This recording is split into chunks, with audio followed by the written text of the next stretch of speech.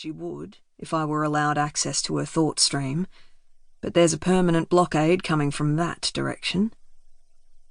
That's fine, because I'm blocking her too. This morning Dash is taking me and the rest of the Vortex members, aka virally optimised telepaths, aka captives, through drills where we practice turning in for throws but don't actually throw each other. He's got us counting in different languages as we do it. First, Audrey counts in Japanese. Ichi, ni, san, shi. Next, Callum counts in Maori. Tahi, rua, toru, fa.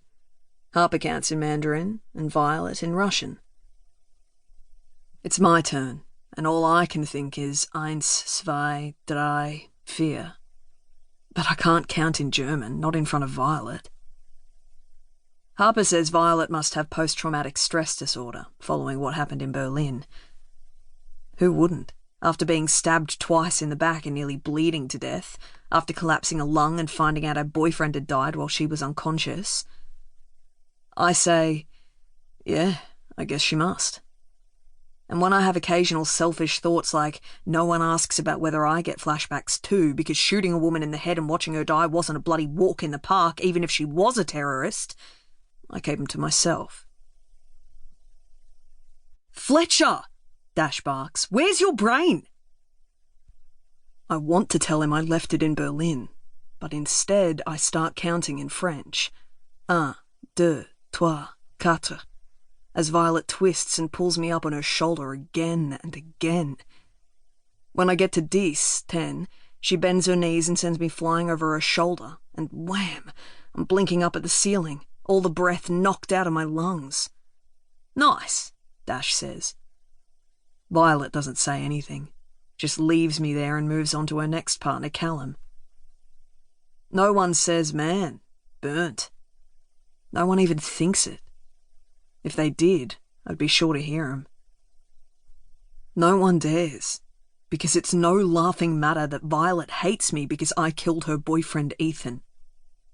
If I were her, I'd hate me too. 2. Violet. I still can't believe you're gone, Ethan. I can't help thinking that if I keep talking to you the way I used to, that one day you might reach out from wherever you are, the way you reached out to me the first time when we were both in hospital, recovering from M fever.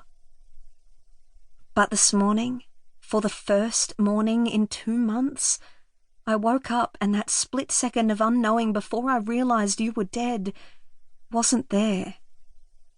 Of all the terrible things that have happened to me over the past several months, you leaving me is the worst. It's time for my debriefing. Melody says I need to stop delaying, that it will be good for me. The last time they tried to debrief me 4 weeks ago, I started crying and couldn't stop. I haven't cried since then. Maybe today will be better. Debriefing. Commenced 2:01 p.m. Present Violet Black, Vortex member. Dr. Noel Marlowe, neurologist.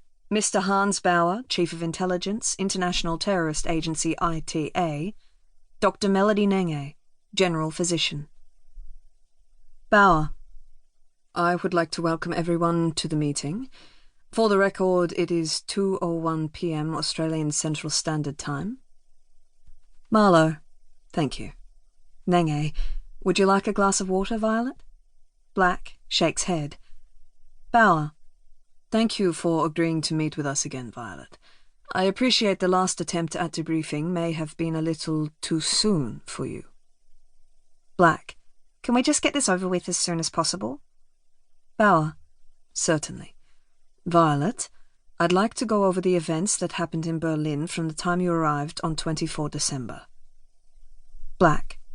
Right from the start? Marlowe. Yes, right from the start. As much as you can remember. Black. We arrived on the plane? Bauer. By we, you mean you and Phoenix? Black. Phoenix, Wolf Schwartz, whatever else you want to call him. Marlowe. Yes, well, for the sake of this debriefing, you can use your real names rather than your aliases. Which, for the record...